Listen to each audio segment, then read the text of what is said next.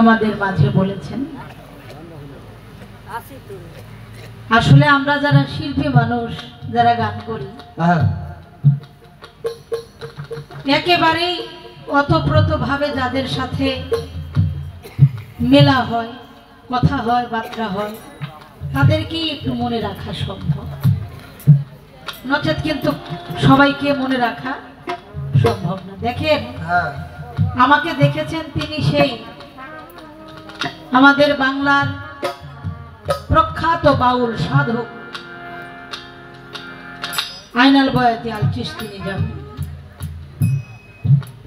তার বাড়ির প্রত্যেক বছরই উরুস হয়, তো সেখানে আমি একবার গান করতে এসেছিলাম। হ্যাঁ, তিনি হলেন যার সাথে গানটি করেছিলাম আমার বাবাজি ফকির আবুল সরকার। সেখানে আমাকে দেখেছেন আপনারা। এখন ইউটিউবের যুগ, আমাকে না অনেক শিল্পীরেই আপনারা সার্চ দিলেই পাবেন। ধন্যবাদ জানাই আপনারা যে আমাকে মনে রেখেছেন, ভালোবেসে এনেছেন।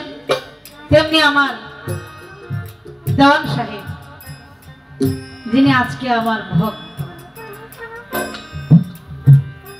শুধু গানের ভক্ত না, আজকে আসলে ভক্ত।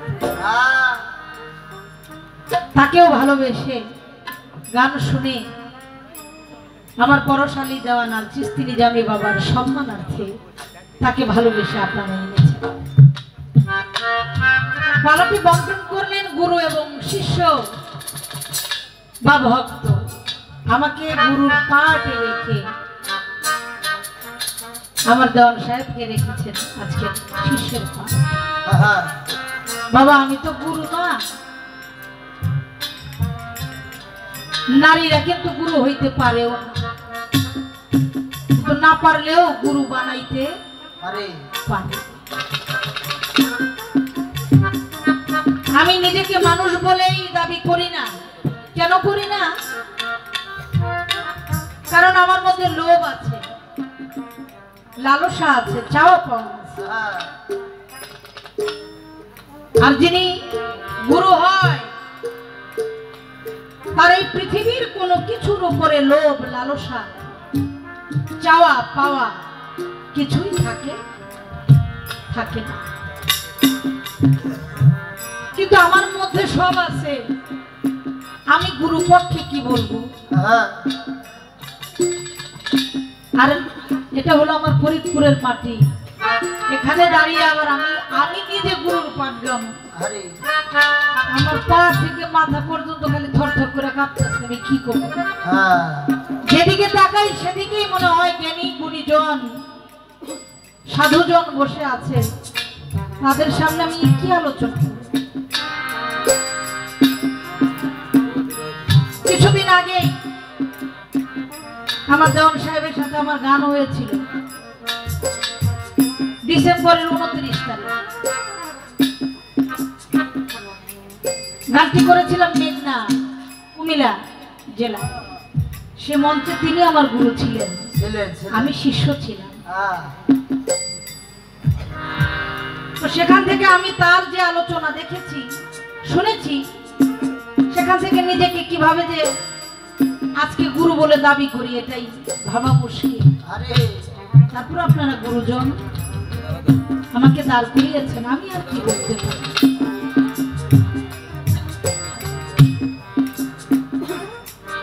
সাধুজন গুরুজনরা বলে অন্ধ চোখে দেখে না,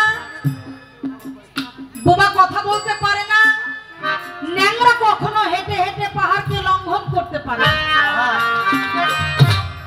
আবার অন্ধ চোখে দেখে, বোবাও কথা বলে, ন্যাংরাও হেঁটে হেঁটে পাহাড়কে লঙ্ঘন করতে পারে যদি আপনাদের মতো সাধু গুরুর কৃপা দৃষ্টি। তো আপনাদের মতো সাধু গুরুর যদি দয়া কৃপা থাকে, আর আজকে যার দরবারে উপস্থিত হয়েছি পীর হাবিবুল বশর বাবা,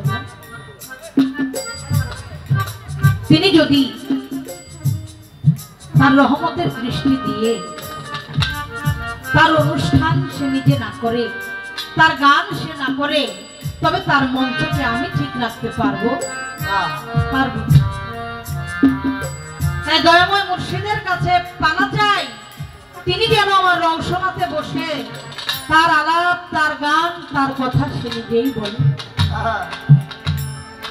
আমি পাপী পামর, কি জানি, কি বলবো জানি না। আজকে যিনি আমার ভক্ত হলেন বা শিষ্য হলেন, আমি তার প্রতি তো প্রথমেই নিজেকে দুর্বল করে ফেলেছি। বাজান, একটা মানুষকে যখন আপনি আঘাত করবেন,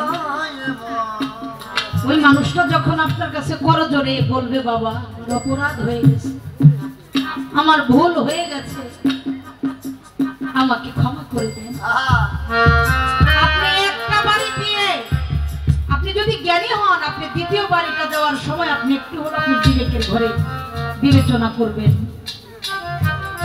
তো ক্ষমা চেয়েছে, মানুষ তো খুন করেও খালাস পায়, ও তো অপরাধ করে আমার কাছে ক্ষমা চেয়েছে। এই ক্ষমাটুকু যদি আমি না করতে পারি, আমি মানুষ বলে নিজেকে দাবি করতে পারি না। তিনি ভক্তি দিয়ে আমাকে কিছু নাজরানা দিয়েছেন,